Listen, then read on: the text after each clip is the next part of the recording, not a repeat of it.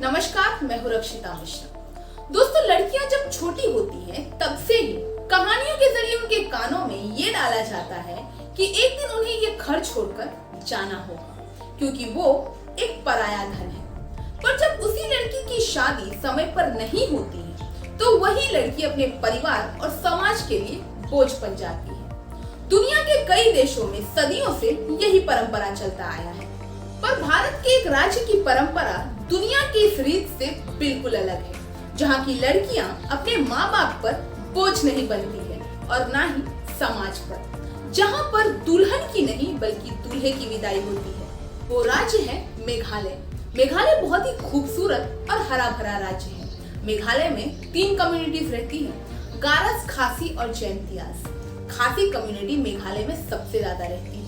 मेघालय के नियम दुनिया के सारे नियमों से बिल्कुल अलग है और स्पेशली भारत में रहने वाले लोगों से तो बिल्कुल अलग है। हमारे देश के सोसाइटी को लोग पुरुष प्रधान समाज कहते हैं, जिसका मतलब है कि आदमियों को सबसे ज्यादा अधिकार दिया जाता है, जिसके कारण वे औरतों पर जीत हासिल करते हैं। शादी के बाद जब कोई औरत अपने पति के घर आती है तो ससुराल वाले उसे अपनी प्रॉपर्टी समझ लेते हैं। खैर, संविधान में तो औरत और आदमी दोनों को ही बराबर माना है, पर प्रैक्टिकली क्या होता है वो तो हम सब जानते हैं। अगर आप भारत में औरतों पर हो रहे वायलेंस के बारे में जानना चाहते हैं तो आप मेरा ये वीडियो देख सकते हैं, लिंक मैं नीचे डिस्क्रिप्शन में डाल दूंगी। पर इन सब के बावजूद हमारे ही देश में मेघालय एक ऐसा राज्य है जिसे पुरुष नहीं स्त्री प्रधान राज्य कहा जाता है।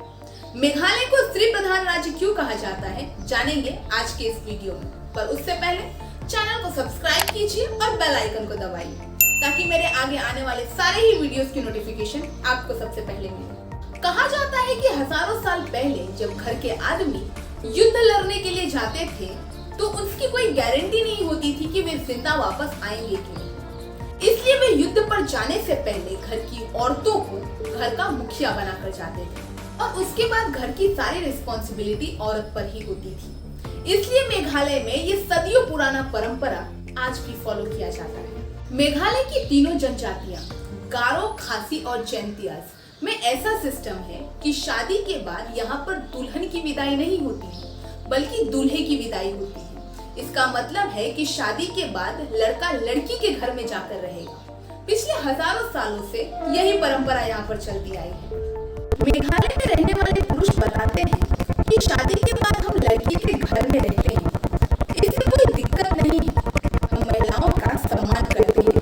हमारे पूर्वजों ने भी यही परंपरा को निभाया था। ये परंपरा इतनी स्ट्रॉन्ग है कि अगर कोई लड़का किसी और स्टेट से भी बिलोंग करता है, लाइक पंजाब या गुजरात से बिलोंग करता है, और अगर वो किसी मेघालय की लड़की से शादी करता है तो उसे भी ये परंपरा फॉलो करना होता है और उसे भी लड़की के घर में ही रहना होता है। खासी कम्युनिटी में एक और चीज बहुत ही इंटरेस्टिंग है कि यहाँ किसी के घर में अगर बेटी का जन्म होता है तो वे इसे त्योहार की तरह सेलिब्रेट करते हैं, जबकि भारत के कई दूसरे राज्यों में घर में अगर दूसरी बेटी होती है तो लोगों को खुशी नहीं होती, क्योंकि हमारे समाज में लोगों को सिर्फ बेटे की चाह होती है। मेघालय में अगर वंश की बात करें तो यहाँ पर ये परंपरा भी दुनिया के और देशों और भारत के दूसरे राज्यों से बिल्कुल अलग है, जहाँ पर लड़की के नाम पर ही वंश चलता है।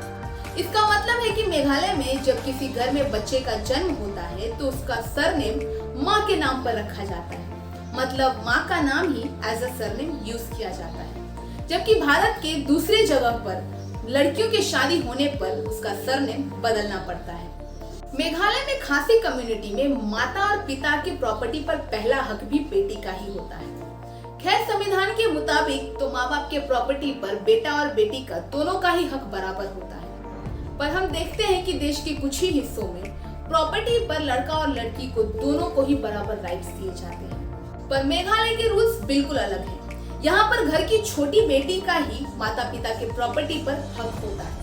हालांकि अगर वो चाहे तो अपने भाइयों के साथ उस प्रॉपर्टी को बांट सकती है। इसके अलावा घर की छोटी बेटी पर ही माता पिता की पूरी रिस्पॉन्सिबिलिटी होती है।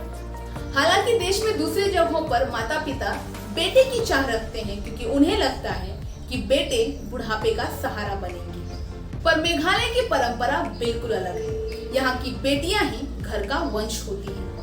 इसके अलावा मेघालय में लड़कियां दिल्ली और दूसरे राज्यों के मुताबिक बिल्कुल सुरक्षित रहती हैं। जहां दूसरे राज्यों में रात के समय लड़कियों को घर से बाहर निकलना मना होता है, वहीं मेघालय में लड़कियां देर रात तक अपना दुकान चलाती हैं और बिल्कुल बेफिक्र रहती हैं। मेघालय में दहेज जैसा घटिया परंपरा भी नहीं है, इसलिए मेघालय स्त्री प्रधान राज्य है। दोस्तों, आपको मेघालय और वहां की परंपरा के बारे में जानकर कैसा लगा मुझे कमेंट बॉक्स में लिखकर बताइए और आशा करती हूँ कि आपको ये वीडियो पसंद आई होगी। अगर आपको ये वीडियो पसंद आई हो तो इस वीडियो को लाइक कीजिए और अपने दोस्तों और परिवारों के साथ शेयर कीजिए। आगे और भी इस तरह की वीडियोस देखने के लिए और मुझे सपोर्ट करने के लिए इस चैनल को सब्सक्राइब कीजिए और बेल आइकन को दबाइए ताकि मैं जब भी नए वीडियोस को अपलोड करूँ उसकी नोटिफिकेशन आपको सबसे पहले मिले। दोस्तों, आप मुझे फेसबुक, इंस्टाग्राम, ट्विटर पर भी फॉलो कर सकते हैं, लिंक नीचे डिस्क्रिप्शन में दिया हुआ है। मिलते हैं अगले वीडियो में। धन्यवाद।